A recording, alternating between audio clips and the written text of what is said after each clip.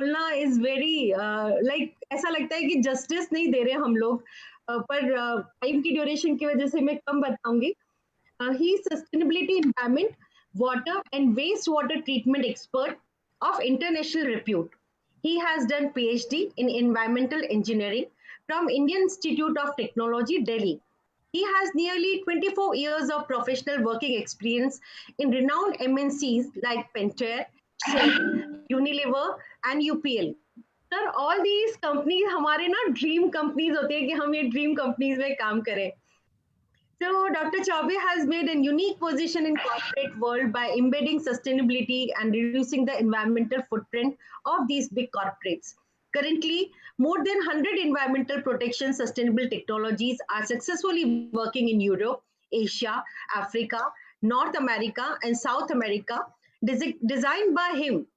So, Dr. Chaube is also editorial board member of renowned international journal, Research Journal of Chemistry and Environment, as well as Arab Water World. More than 50 technical papers have been published in renowned international journals and conferences with his name. ये इसमें add नहीं किया है sir, पर मैं add करना चाहूंगी कि सर को बहुत सारे अवार्ड्स भी मिले हैं. कुछ अवार्ड्स है chief sustainability officer of the year award in 2017, then most influential sustainability leaders of India award in 2018, Unilever Engineering Award in 2015, Shell Special Recognition Award in 2008, Pentair Best Innovative Product Development Award in 2005. And I could see sir कि जहाँ पे भी आपने काम किया ना कहीं every time you have taken one or the other award. And कुछ जो बहुत ही यूनिक आपकी रही achievements. So he has saved 90 metric euro year per 90 million euro per year through sustainability in Unilever factories by decreasing water, energy, and waste and 50% waste by 50% and deploying new environmental technology globally. He has created and implemented a sustainability framework for corporate policies. In the history of Unilever, he has created 6 number of powerful sustainable review tools. That also I found very interesting. And sustainability targets को बहुत sir follow कर रहे हैं, जो अपनी team को वो monitor भी करवाते हैं. और कुछ सर की बहुत इंटरेस्टिंग सर जो मुझे आपकी लगी वो है आपने जो पायलट प्रोजेक्ट डेवलप करवाया, solar air heating system for space heating. That is very interesting. It seems to be very interesting for State Bank of Patiala, the mall Shimla. दूसरा सर का बहुत अच्छा जो मुझे लगा है वो solar drive for industrial projects for Mahalakshmi chemical industry Sonipat Haryana. और एक है pilot project for fixed film bioreactor based wastewater treatment plant at Hero Honda Motors Limited and Daily Foods Limited. बाकी बहुत सारे अचीवमेंट्स है सर के, बहुत सारे डेवलपमेंट्स हैं. वो बीच बीच में हमारी कन्वर्सेशन के बीच में सर खुद भी बताएंगे. पर इस सेशन को आगे ले जाते हुए कुछ सवाल जवाब हम सर से करेंगे. और मैं बिल्डिंग सेक्टर से हूँ सर, वैसे तो मैं फार्मेसी ग्रेजुएट हूँ, बट अब मेरा जो पूरा प्रोफेशन है वो बिल्डिंग सेक्टर से है. मेरा एक्सपीरियंस सारा बिल्डिंग सेक्टर में है. सस्टेनेबिलिटी के अंदर मैं आईजीबीसी को बहुत स्ट्रांगली फॉलो करती हूँ और वाइस चेयरपर्सन बड़ोड़ा की हूँ मैं, और आईजीबीसी का बहुत बड़ा पैशन रखती हूँ. फैक्ट्री के अंदर इंडस्ट्री के लेवल पे बिल्डिंग के अलावा और क्या सस्टेनेबिलिटी फैक्टर्स हो सकते हैं, मुझे ऐसा लगता है कि इसके बारे में हमें बहुत सारी जानकारी मिलेगी. तो मैं अपने क्वेश्चंस को आगे लेके जाती हूँ. Sir, you have worked to embed sustainability in various MNCs like Shell, Unilever, UPL. What are your experience with sustainability and how you have take this? ये आपने incorporate पूरा इंडस्ट्री के अंदर सस्टेनेबिलिटी को एक्सेप्टेंस दिलवाने के लिए what are the efforts that you have done? Okay, so I think you have done a very detailed search about me. So thank you for your nice introduction, and also thank you for organizing this talk. And thanks to your organization, Panchi Grain. Because what I feel that in sustainability and environment protection, this is best way where we can share a lot of our experience and our thought to the various people. And I think sharing is nothing but caring to people. And this is very good that you have organized this, and I think it is going on live on Facebook. And I found that you put all these conversation on your portal also. So Yes. it's good that those people who can attend live, they can able to understand. And even after this session also, people can go on your website, and from there they can see this conversation. So I think it's a great work. And here in this conversation, I would like to share with your viewers and with you some of our experience and thought related to sustainability. Now, coming to your question on the sustainability. So, my experience with sustainability is it's very good, and I always feel that sustainability is for the profitability of business. And from last 24 years, I am in the field of sustainability, environment, and wastewater treatment, water treatment. So mostly related to sustainability work I have done. And as you have told that some of the big organization, I get chance to handle their sustainability, like Pentair. Then I went at Shell, Netherlands, and then I was for 5 years in charge of sustainability Unilever, and now I am global in charge for environment sustainability and green sale of UPL. So in the last 24 years, my experience is that sustainability is a very great thing for industry, and industries should not consider this as a liability, but it is a asset, and it is for the profitability. I think let me share one presentation on the sustainability where I can share some of the data, and then just to see whether it's is it coming slide? Yes, sir. The Okay. slide is, yeah, yeah, you can magnify this. Yeah, it's coming now. Perfect. Good. So here, what I want to explain with this slide is this, that my practical experience with sustainability at Unilever as well as right now at UPL.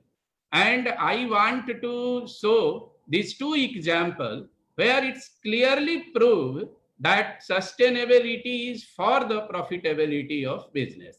Now, come to the first Unilever. So, my experience with Unilever between 2011 and 16 was this, that we have embedded sustainability into our factories at Unilever, and there what we found between 2011 to 16, we able to reduce CO2 emission 45.7% from the 2008 baseline, and water reduction was achieved 50.9% from the 2008 baseline, and waste reduction, where mostly solid waste which is going to landfill, that we reduce 47.5% from 2008 baseline. And if you summarize in terms of monetary, then nearly we reduce CO2 emission by reducing energy consumption inside the manufacturing.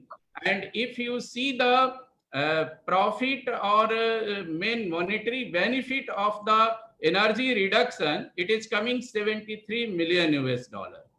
And similarly, water reduction we achieved, and the annual benefit 4 million US dollar. And from waste reduction, we get annual benefit of 23 million US dollar. Means in other term, nearly 100 million US dollar per year saving was achieved when we drive sustainability inside Unilever to reduce the environmental footprint of our manufacturing plant.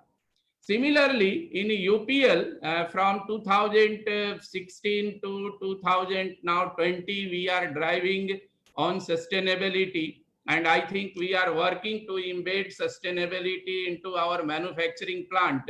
And all plants have been given target to reduce the environment footprint inside operation, and we are mainly focusing on CO2 reduction, water reduction and waste reduction. And if you see in UPL, then from 2016 baseline, by 2020 we able to reduce nearly 30% environment footprint. So CO2 30%, water reduction 25%, and waste reduction 28%. And if you see in terms of monetary benefit, then nearly 27 million US dollars saving per year achieved through this environmental footprint reduction initiative inside our operation. So I think just I have shared this two example, one of Unilever, another for UPL, just to show the viewer that how sustainability helps industry and industrial manufacturing not only to reduce the environmental pollution, but it also help to reduce the cost. So it is for the profitability of business. So I think many more examples are there, but in interest of time, we will move on for the next question. Yeah, it was great, sir. बहुत अच्छा example आपने बताया और इतना analytical पूरा example आप with data के साथ आपने शेयर किया. Thanks a lot for that. And probably but ये डेटा देख के बहुत सारे लोग ये जानना चाहेंगे कि what all are your major initiatives in industries that you have achieved this type of sustainable benefits and these type of savings. तो क्या आपके major initiatives रहे हैं? So major initiative is divided into three categories. One is on energy reduction front and use of more and more renewable energy. So you will see that whenever we used to do the manufacturing, we have to think that what kind of sustainable energy efficient technology and process we can use, where we can reduce the energy consumption by either operational excellency or by deploying some sustainable energy efficient technology.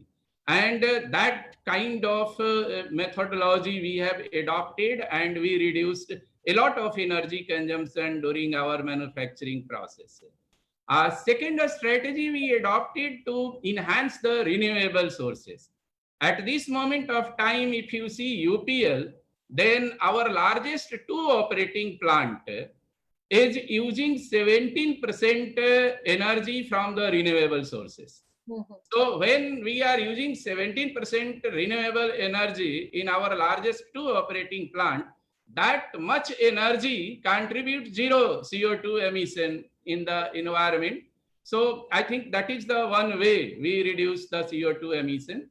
Then on water front, we have done a lot of work. One is the reduction of water at source. So at source itself, we should deploy right process, right technology, where we can consume less water.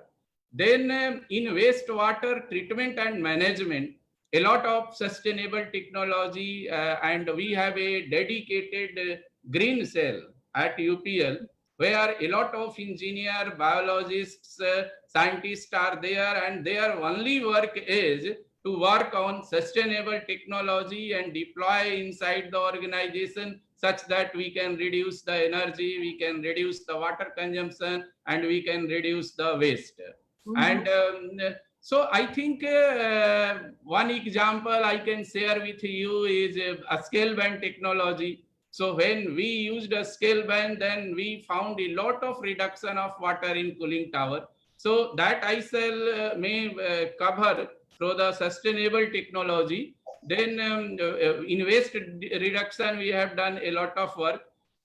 Through rainwater harvesting, we have taken the water through the rainwater, and then we have start using inside operation. So we reduce the water demand by that activity. So I think many activity and a number of things need to be incorporated inside operation, and then you can able to achieve the environment footprint reduction. So what my here advice and summary is that let all the industry or all the business grow. First, they have to set the target. Once from the top, sustainability, I always feel that it is from the top driven. So once you have set target from the top, and once you have made clear inside the operation that we have to embed sustainability, we have to reduce the environment footprint by so and so time and so percentage, then rest thing follow and happen.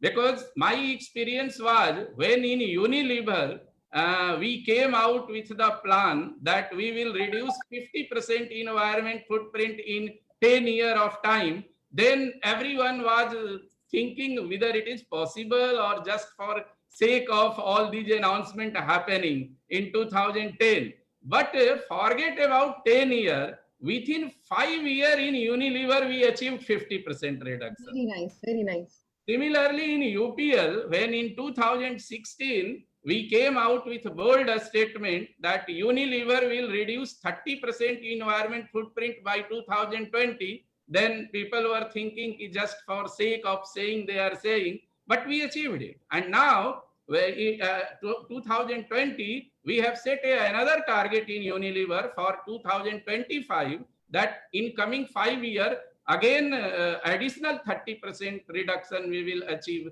on the environment footprint.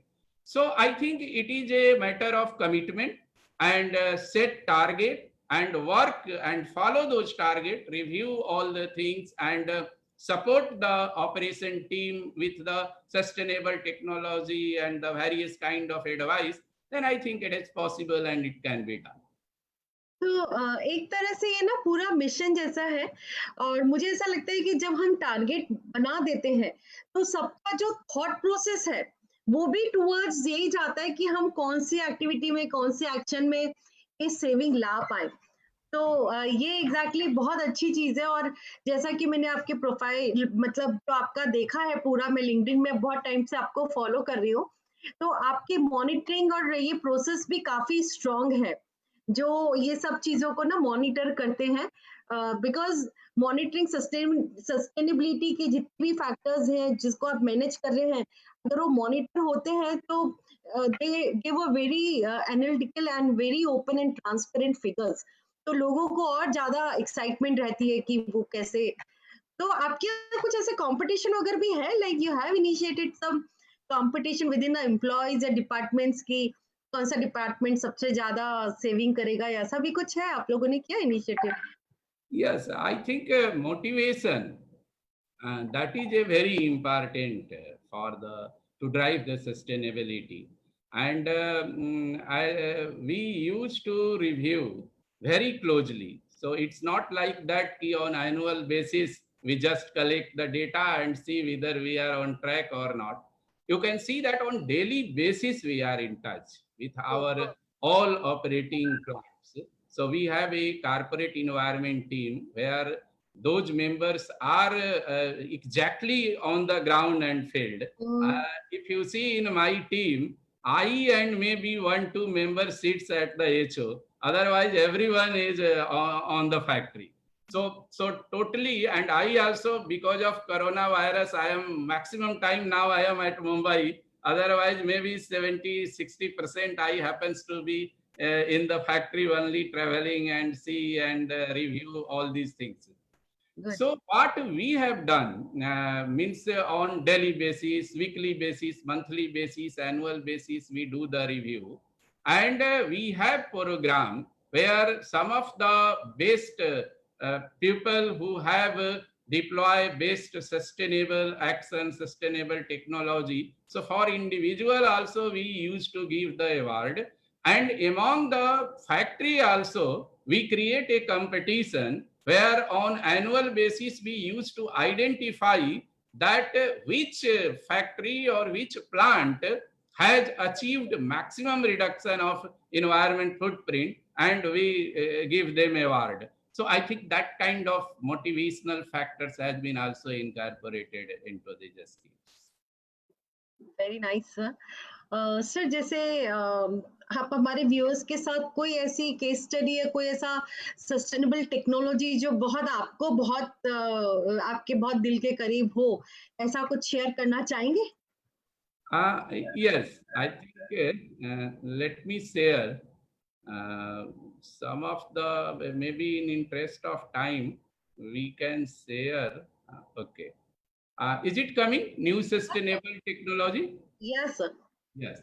So here you can see, although number of technology we have implemented, but these all are the latest four technology, which I shall explain, which recently in past 2 year of time inside UPL we have implemented, and we have done a very means a great work has been done on this technology.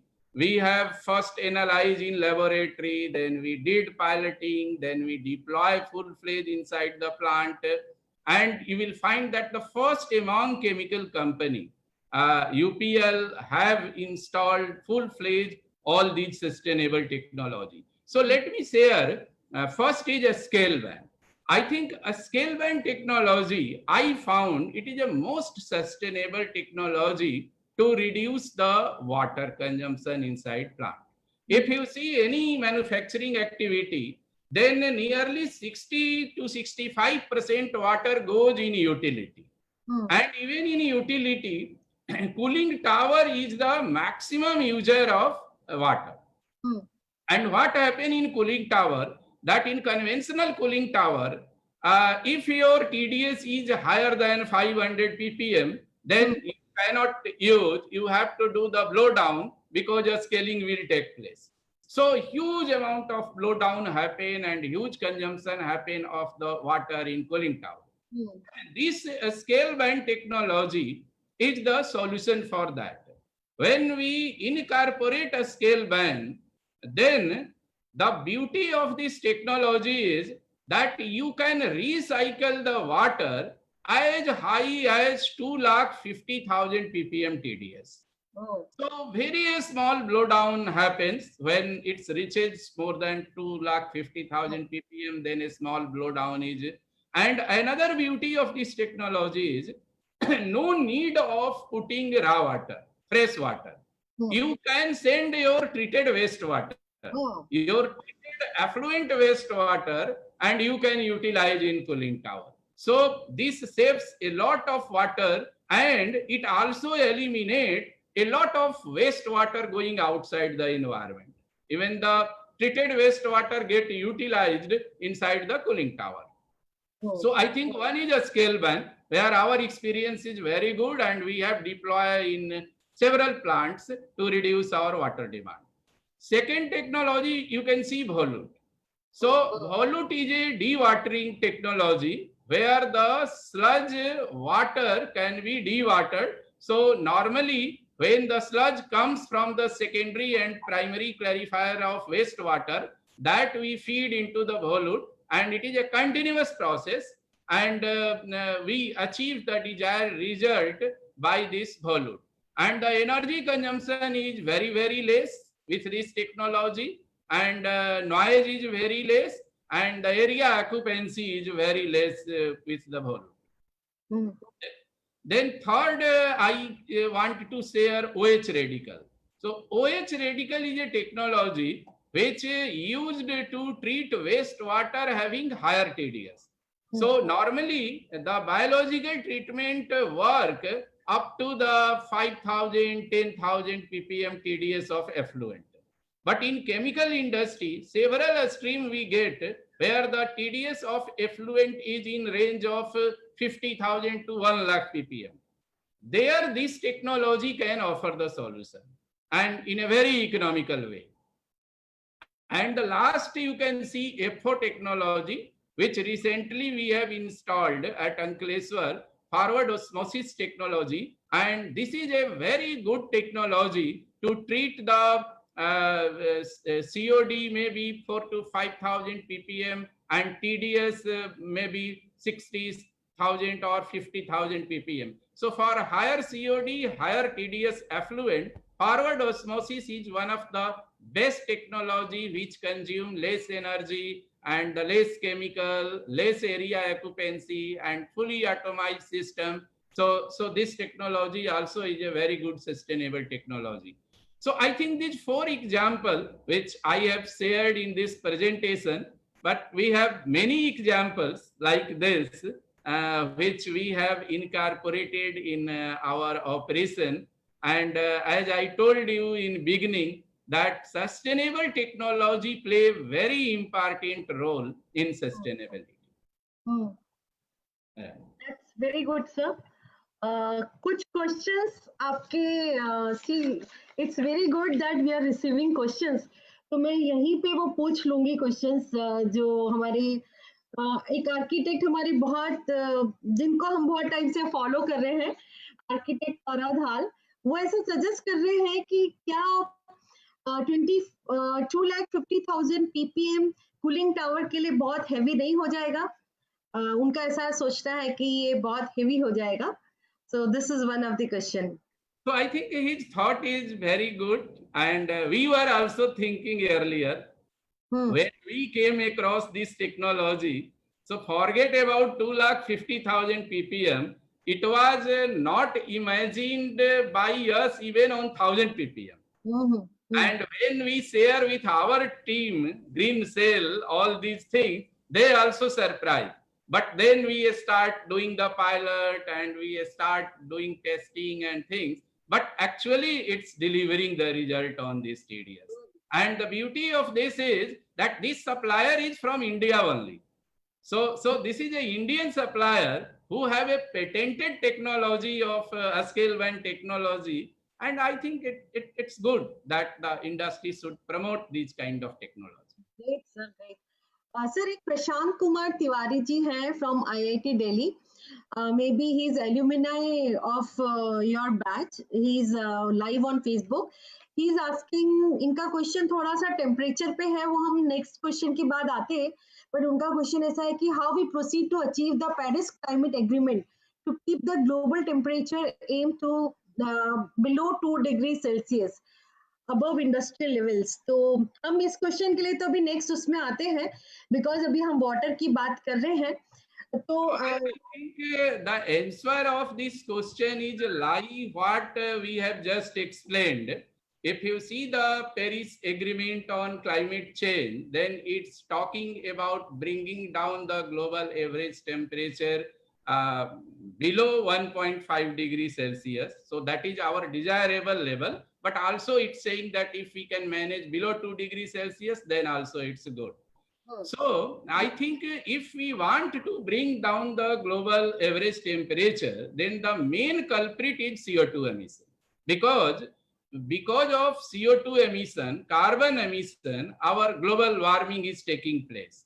And what I have explained in the sustainability, that we are working in industry to reduce the environment footprint. So we are working to reduce the CO2 emission. And I have told, as I have told you, that in Unilever, we have kept target of reducing 50% CO2 emission, and we achieved it. At Unilever, we have reduced 30% CO2 emission. So I think if industry can take like this target and start reducing CO2 emission, then we can achieve the target set by the Paris Agreement. जैसे अभी ये Paris agreement और temperature की बात आई गई है, मतलब ये जो टेम्परेचर वाला चीज है ना, वो मेरे बहुत दिल के करीब रहता है. सिंस इसकी बात आई गई तो मैं आपसे ये पूछना चाहूंगी कि जैसे आपके प्लांट्स हैं और ज्यादातर इंडस्ट्रियल प्लांट्स की अगर बात करें तो वो मेटल की शीट्स बने हुए होते हैं, और मेटल शीट्स का टेम्परेचर जैसे अभी कंक्रीट का अगर हम ये एटमॉस्फेरिक टेम्परेचर अगर 40 भी है तो उसका हमने देखा है कि लेजर गन से टेम्परेचर 80 के आसपास चला जाता है. तो जो हीट इनग्रेस है वो एक तो 80 की आती है, दूसरा जो मेटल सरफेस है, चाहे वो आप इंसुलेटेड पैनल्स भी लगा रहे हो, देन ऑल्सो जो एक्सपोज सरफेस मेटल का है वो गर्म हो जाता है और वो हीट इमिट करता है इन एटमॉस्फेयर. तो वो जो हीट एमिट करता है उससे जो हीट आइलैंड इफेक्ट क्रिएट होता है। तो अब इसके लिए like what exactly you people are doing in industry level, because मुझे ऐसा लगता है कि अगर आप एक रूरल से अगर आप इंडस्ट्री में जैसे ही आप एंटर करते हैं तो आपको वहां का टेम्परेचर भी 2 से 3 डिग्री हमेशा हाई दिखेगा, बिकॉज वो जो मेटल शीट्स का एमिशन है, हीट का एमिशन, वो टेम्परेचर इंक्रीज करने के लिए कंट्रीब्यूट करता है। तो जैसे मैं बहुत सारे लोगों से जब भी बात करती हूँ तो वो बोलते हैं हमारा इंसुलेशन है ना, पर अब इंसुलेशन तो क्या हो रहा है, आपकी शीट गर्म हो रही है फिर उसका ट्रांसमिटेंस रिड्यूस कर रहा है, पर वो जो शीट गर्म ना हो उसके लिए what exactly industries are doing? So I think you have suggested very good area. I think this is a matter of concern, and a lot of heat get contributed by these kind of construction. And if we can change our material of construction, or if we can start using certain absorbent or coating, or maybe different kind of things are inside the market. So I think there is a need to work a lot on those area where we should not reflect much more heat, and also we should think of using waste heat, utilizing waste heat inside the factory, because we found that a lot of waste heat get generated inside the manufacturing plant, and we don't able to trap and don't able to use, and just it goes into the environment. मेरा second question यही था sir, आपको कैसे पता लगा? मैं आपको यही पूछने वाली थी कि normally lot of heat is emitting out in the industrial processes also, so how heat emissions can be reused in an industry, and are there any recovery systems which can be implemented? जैसे आप अभी तक जो आपने किया है, मैंने देखा है वाटर पे बहुत काम किया है, वेस्ट पे बहुत काम किया है, कार्बन एमिशंस को आपने ओवरऑल रिड्यूस करने की कोशिश की है, पर क्या हीट के लिए भी उतना ही कंसर्न रहा है? और अगर जो हीट एमिट होती है उसको हम कैसे वापस से ट्रैप करके रीयूटिलाइज कर सकते हैं? ऐसा कुछ इनिशिएटिव अभी तक हुआ है अपने यहाँ पे? So I think yes, one example I can tell you, a very good example to share is when I was with Unilever, then we have constructed a wastewater treatment plant at St. Petersburg. Hmm. And the problem at St. Petersburg was this, that the temperature was minus 25, minus 20 degrees Celsius. Hmm.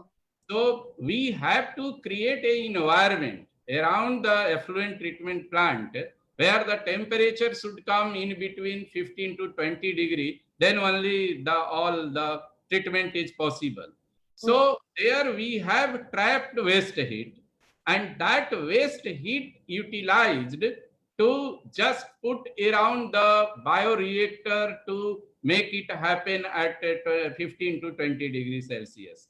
So, and even in India also, the several techniques in industry people adopt to utilize the waste heat. But yes, the way and the on the scale where all the work should go on, I think we have to make it happen. Yes sir, and मुझे ऐसा लगता है कि अगर कोई ऐसा technology है जो मेटल शीट्स का जो एक्सपोज सरफेस है उसका टेम्परेचर ही अगर 20 डिग्रीज डाउन कर सकती है, तो आपका जो लेबर का प्रोडक्टिविटी है, एफिशिएंसी है, that can be increase, your product quality also can be enhance, because इतनी गर्मी आजकल होने लगी है। तो प्रोबेबली उसके लिए मैं आपको एक सजेस्ट करना चाहूंगी कि cool roof is very good technology, जो किसी भी इंडस्ट्री को सरफेस टेम्परेचर को 20 डिग्री डाउन कर सकती है। तो प्रोबेबली उसके लिए हम अलग से बात करेंगे। नेक्स्ट हम क्वेश्चन पे जाते हैं sir. No, I think very good, and we will open to look this kind of technique and technology. Yes. And I think, as I told you, that several kind of new and good sustainable technique technologies are coming. So it's very good that you have those kind of technology and system, and we are open to use and utilize those things. हम लोग का तो ना एक group है actually, जैसे मेरे business के स्टार्टिंग में मैं आईजीबीसी के साथ एसोसिएट हुई, तब से ग्रीन का इतना पैशन हो गया है, तो हर एक वो लाइक माइंडेड लोगों का ना ग्रुप बन जाता है। तो रिसेंटली लाइक इसी चीज को मास लेवल पे प्रमोट करने के लिए हमने एक club, Rotary Club of Baroda Greens करके किया है, और पूरे डिस्ट्रिक्ट में ये एक पहला क्लब है जो सिर्फ ग्रीन के ऊपर मेजरली फोकस है, और इसका मेजर जो टारगेट है वो ग्रीन प्रोजेक्ट्स है। इसी तरह से मैं बीएनआई की भी मेंबर हूँ, उसमें भी हमारी एक ग्रीन पावर टीम है। तो हम कुछ लोगों का है जो हम लोग ना इनोवेटेड टेक्नोलॉजीज को, लोगों को इकट्ठा करते रहते हैं, अंडर वन रूफ आते रहते हैं, and we try to propagate those green technologies. तो मैं बहुत सही पर्सनालिटी से बात कर रही हूँ इसके लिए, I am happy for that. I second, have one question since you told IGBC. या So my question is this, that why IGBC is not promoting lead certification inside industry? Because when I was in Unilever, then in Unilever, in foreign location other than India, we have a target that any new factory, if we are making, then at least it should be silver certified. And some of the factory we built with aim of silver, but we achieved gold. Like in China, 2 factory we built in Unilever that was a gold certified.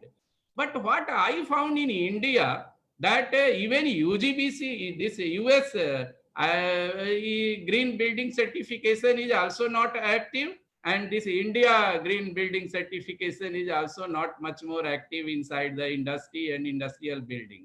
So I think there we need to do a lot of work, because a lot of building get constructed in factory also.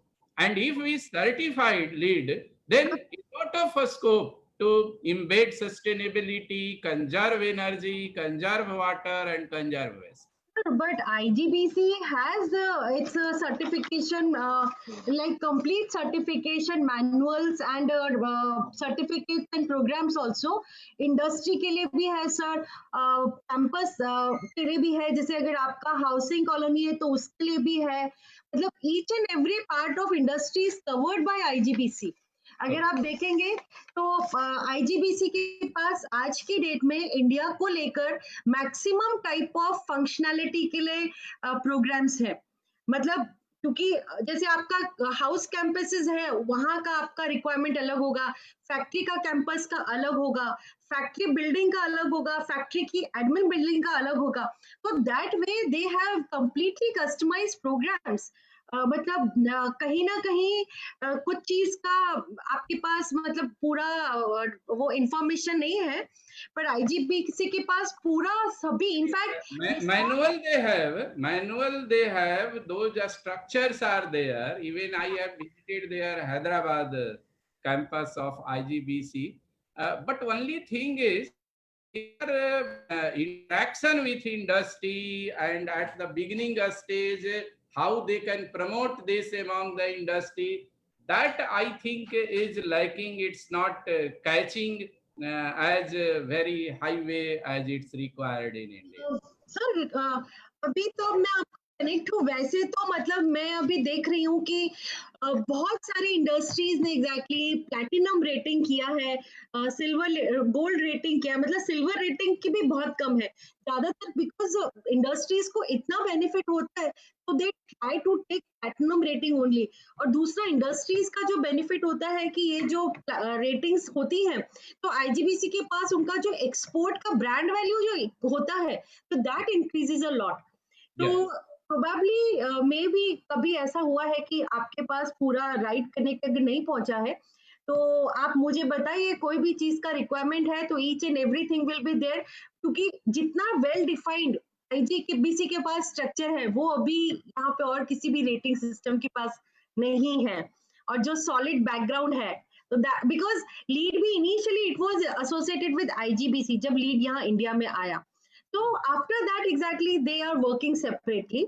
जो उनका time duration था agreement का, that was completed.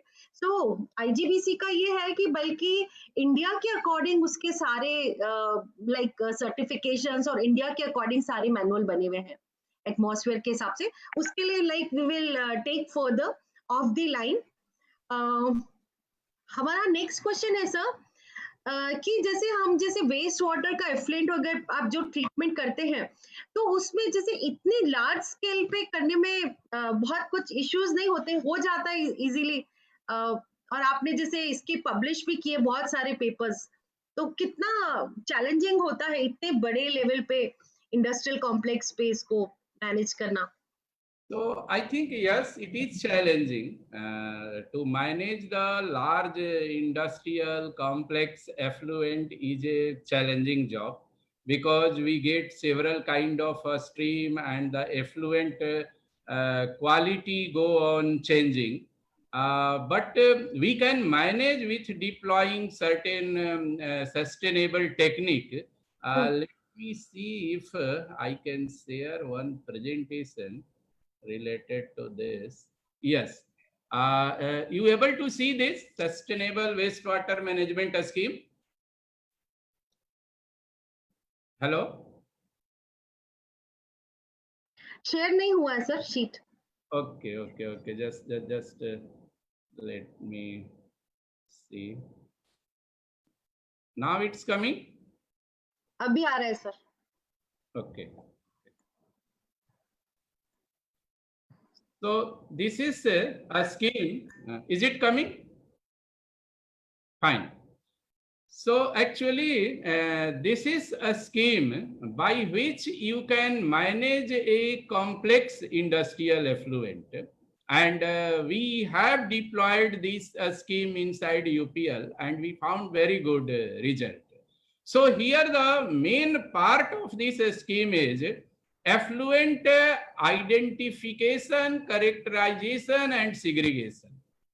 Actually, the normal habit of industry is this, that you collect all the wastewater at one place and treat with one technology, ETP, and but in complex effluent and the big plant, it doesn't work because several stream have several characteristics and that also go on changing. So what we have done, during a stream segregation, we broadly classified into three streams. One is green stream, where all the effluent which TDS is less than 5,000 ppm and COD less than 10,000 ppm, we channelize through green stream. And all the stream which TDS is between 5,000 to 1 lakh ppm and COD 20,000 ppm, that we characterize at yellow stream. And all the stream which is a very high polluting in nature, more than 1 lakh ppm TDS and more than 20,000 ppm COD, that we characterize as red stream. And we have a different methodology to treat green stream, yellow stream and red stream. So you can see in this figure that green stream normally we used to treat with the conventional treatment, biological treatment. More popular is activated sludge process or MBBR, and you can treat it and then the treated effluent you pass through a scale ban and you can utilize 100% in cooling tower. And yellow stream, which normally 30% of the total quantity happens, that is a higher TDS stream, and that can be treated with either forward osmosis or advanced oxidation or OH radical, and that permit you can directly utilize.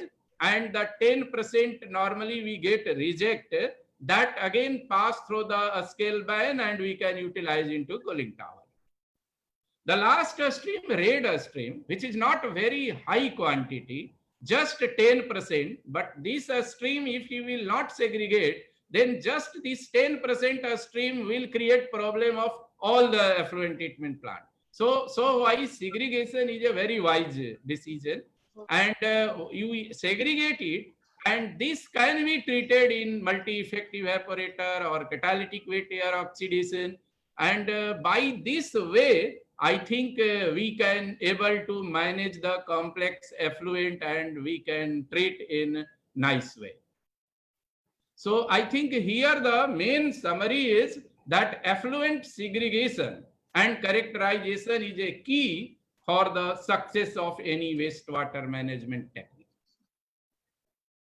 Very nice sir.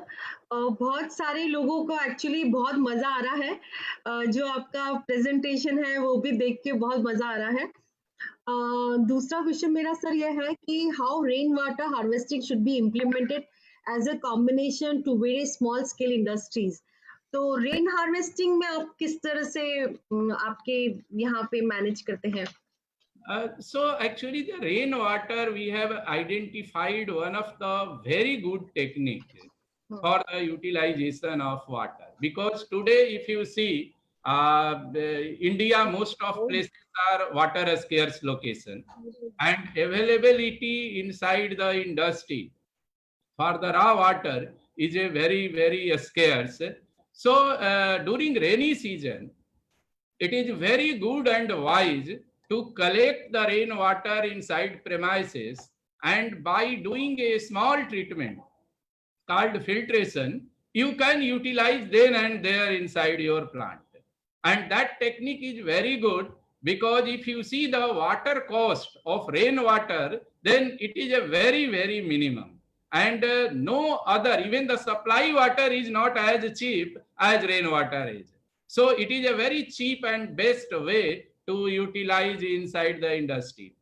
To your question, smaller scale, for a smaller scale also, they have to follow same technique. They have to collect from their rooftop and do a small treatment, and they can utilize it inside the plant. And for the bigger industry also, the same logic hold very good.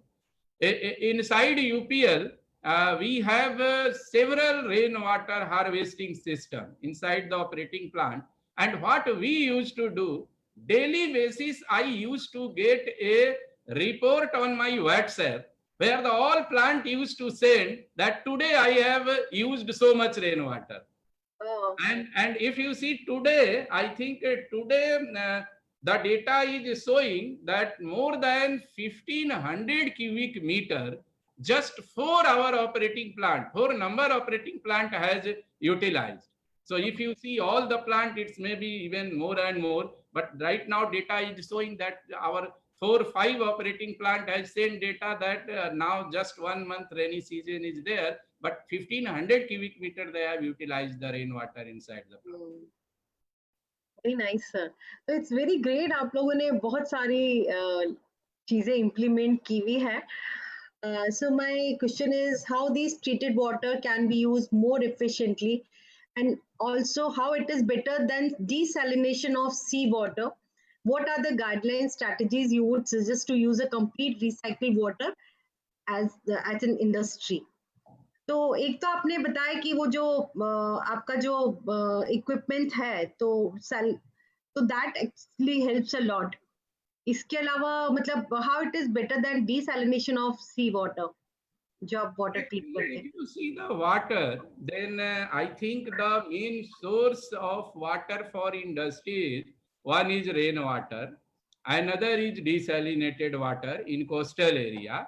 Third source is maybe if you make a ZLD, then we can get maximum water inside the plant.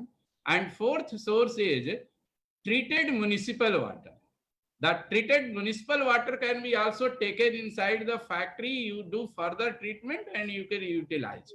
So my assessment is this, that rainwater is the cheapest among all. Then after rainwater, second my preference is treated municipal sewage water.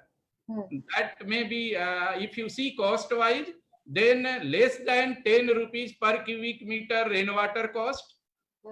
If you take municipal water and do the treatment, then it is going to cost between 30 to 40 rupees per cubic meter. And then supply water also cost us not less than 40 rupees per cubic meter. And desalination water, if you see, it may cost 60 to 70 rupees per cubic meter. And if you are doing zero liquid discharge, then that is going to cost nearly 1500 rupees per cubic meter. So the rainwater is a very most cheap and the best solution. Then treated municipal wastewater can be utilized. Third choice is desalinated water, and my last choice is ZLD. Sir, एक बहुत अच्छा interesting question है। उन्होंने ऐसा पूछा है कि अगर हम जीरो लिक्विड डिस्चार्ज का देखते हैं तो government has make it mandatory for industries, but after seeing your presentation and sub conferences I have some demerit attached with it as CO2 production is much more. How do you see it as future? तो आपने already बताया है कि zero liquid discharge को you don't support because it is the expensive mode. Actually, at this moment of time in industry, it is very hot topic because recently MOEF, Ministry of Environment Forest, has made it mandatory that compulsory you make the ZLD. So I would like to just share for my viewer that what is my experience with ZLD, because we have also installed several ZLD plant.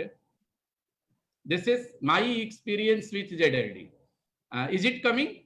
Yes, sir. Okay.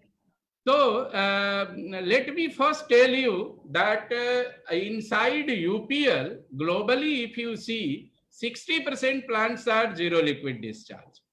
But we are doing ZLD not under compulsion, but wherever we feel that yes, there is a strong logic, a strong justification of doing the ZLD, then we used to do.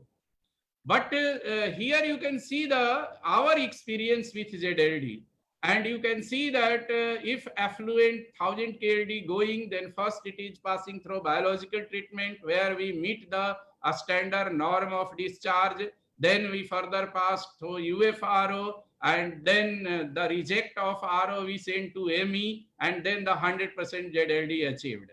Now, why I feel that zero liquid discharge is no longer an environment friendly technology? Because see the power consumption.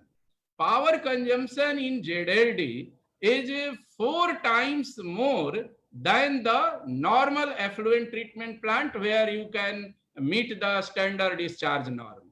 So power consumption is 4 times more, means CO2 emission is also 4 times more. So you are going to emit more and more carbon. So you are not protecting the environment, but you are just degrading the environment. Yes.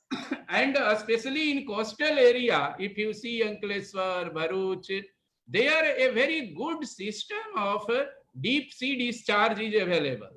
People are first treating inside their premises, then they are sending in common effluent treatment plant, and there they are bringing less than 250 ppm COD, and then they are sending in deep sea discharge where 10 kilometer inside the sea this discharge happen. So that kind of good infrastructure we have means it is just a surprise for us that why we should do ZLD in those area if we have a very good system solution is there.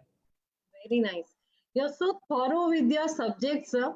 Very nice to hear your experience. And you can see the operation cost also. Operation cost in entire ZLD is 3 times higher than the normal operation. If you just put a conventional ETP to meet the discharge standard, then just nearly 500 rupees per cubic meter maximum we will get.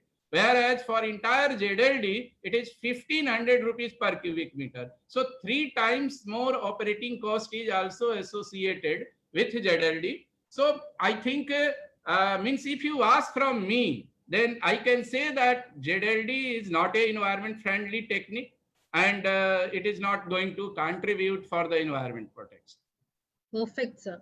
Sir तो UPL और Unilever जहाँ पे भी आपने काम किया है तो वहाँ पे तो हाउसिंग कॉलोनीज भी होती होंगी बिकॉज प्लान्स अगर बड़े बड़े हैं तो have you adopted some sustainability factors at the township level, at the housing colonies level also?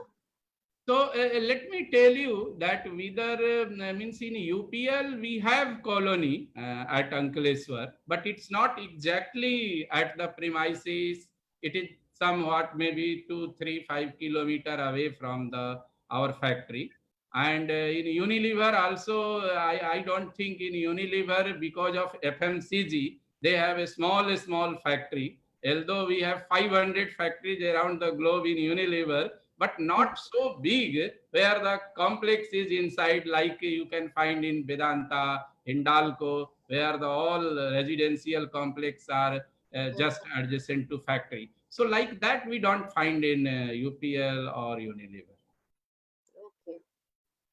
तो यूपीएल में भी पर्टिकुलर कॉलोनी नहीं है अंकलेश्वर में थोड़ा कॉलोनी है अंकलेश्वर में, एक कॉलोनी है, small colony where people lives. So there we try to incorporate some of the rainwater harvesting system, and also we try to incorporate a very good solid waste management systems, but it is on a smaller scale. It's not sir वहाँ पे township में township का rating ले सकते हैं वहाँ पे आईजीपीसी का, और वैसे हम अलग से मिलते हैं फैक्ट्री और टाउनशिप दोनों के लिए. मैं आपको ब्रीफ करती हूँ उसके बारे में. My next question goes, sir, what is your suggestion on recent draft of EIA notification from Ministry of Environment, Forest and Climate Change? So I think this is a just recent hot topic inside Yes, industry, because first EIA, Environment Impact Assessment notification came in 2006, yes. and after 2006, after long time, maybe 14 years, now the draft notification government has brought and are still under public consultation, and I have gone through that draft. So I shall come at my view, but let me share you that if you see the social media and newspaper, then NGOs are also criticizing this draft, as well as industry is also not happy with this draft.